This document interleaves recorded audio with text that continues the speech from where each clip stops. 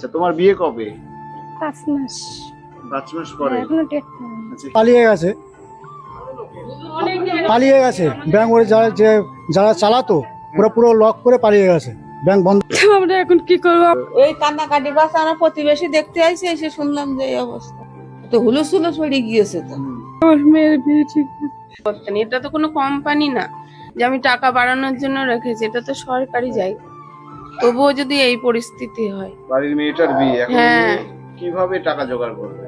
সেটাই তো, সবকিছুই তো এইখানে। 10টা টাকা আর অন্য কোনো জায়গায় তো নেই। আপনি কবে জানলেন? আমি তো কালকেই জেনেছি। কান্নাকাটি, এই আমাদের বাড়ির ভিতরেই বাড়ি। এসে দেখছি কান্নাকাটি, স্বাভাবিক একটা গরিব কি হতে পারে, সামনে মেয়ের বিয়ে। এসে দেখছি পুরো ভেঙে পড়েছে। এসে আমরা যেটা বলার বলি যে আমরা চাচ্ছি যাতে টাকাটা যাতে পেয়ে যায়। আচ্ছা, কি হয়েছে এর মধ্যে হঠাৎ করে?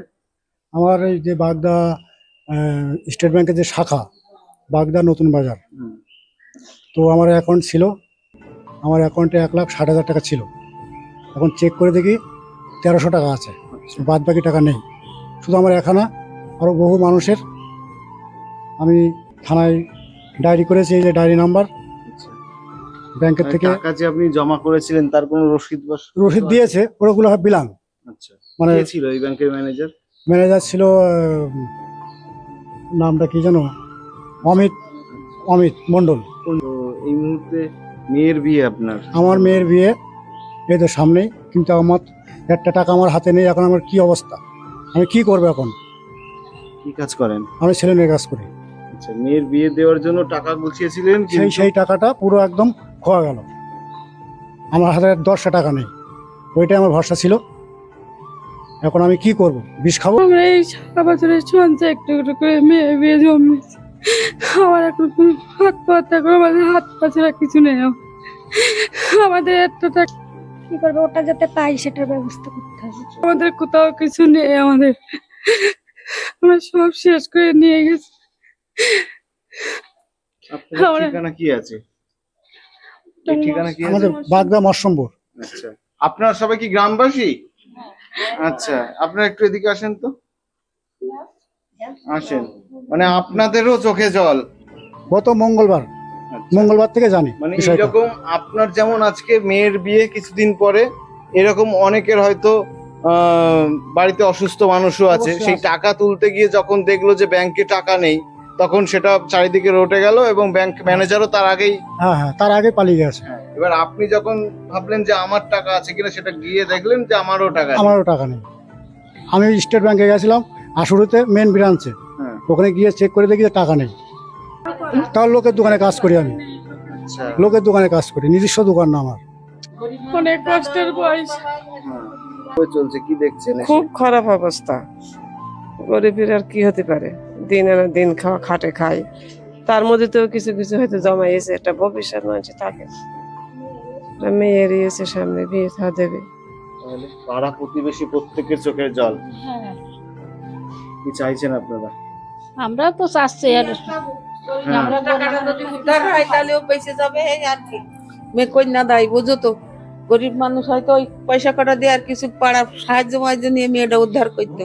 আপনারা কিভাবে জানলেন যে এনার পর্দায় এই মুহূর্তে আমি রয়েছি বাগদা থানার অন্তর্গত একটি গ্রামে? খুব গরিব মানুষের ওই পয়সা কটা হয়তো দুটো ছাগল বাগল পুষে এগো করে জমাচ্ছে, একটু করে মেয়েটা বিয়ে দেবে, এইরকম কাজ সরকার তো দিয়েছে।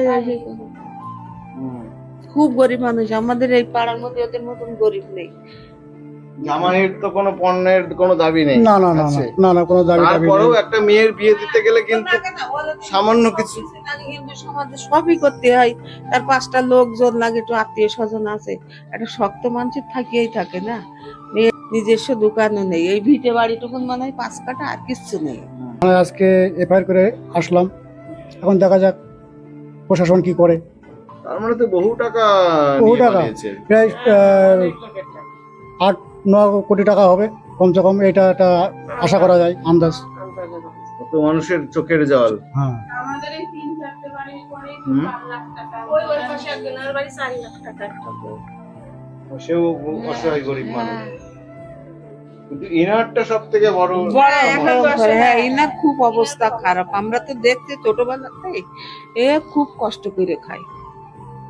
জমাটাই দেখাচ্ছে না, জমাই করেনি। প্রত্যেকের সঙ্গে একই একই অবস্থা, আমার সঙ্গে যেমন হয়েছে আরো যারা আছে তাদের অ্যাকাউন্ট থেকে ওই একই অবস্থা। আমরা ওই পাড়া প্রতিবেশী সব। আপনার ব্যাংকে বই ছিল? হ্যাঁ ছিল। ওই ব্যাংকে করেছিলেন বই? হ্যাঁ করেছিলাম, আগে তুলে নিয়েছি টাকা। আচ্ছা, কতদিন আগে তুলে নিয়েছিলেন?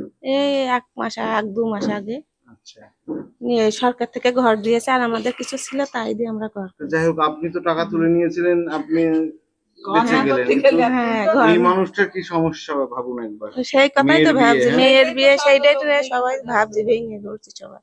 আমার নাম মৃত্যুঞ্জয় পরামানিক, মৃত্যুঞ্জয় প্রামাণিক। বাড়ি মরসমপুর, থানা থানা বাগদা।